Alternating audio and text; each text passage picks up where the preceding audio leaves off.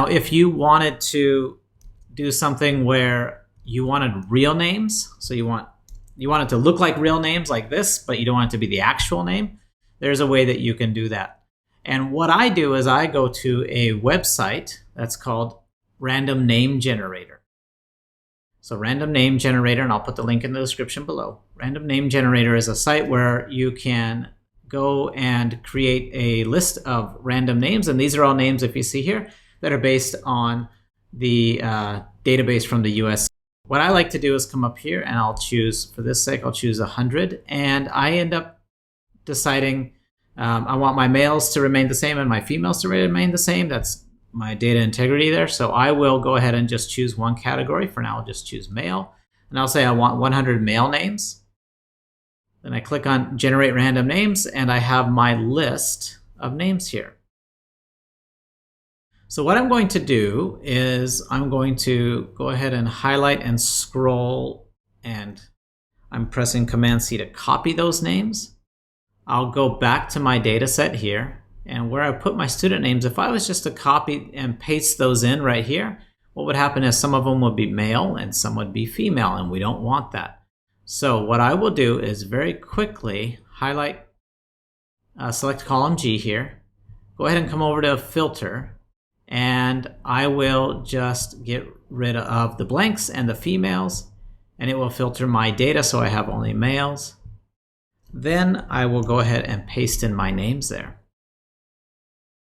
If I scroll down, you can see it'll put in 100 of those names. And I still have some more names that I need to put in. So I'm going back to my website, Random Name Generator, and I'm going to do that one more time. And then I'll scroll down and collect those names and paste those in there. And if I come down to the bottom, one thing just to keep in mind, sometimes depending on how many names you choose, you might have more names than you need. So all of these names I don't need, so I'll just come down here and delete those names.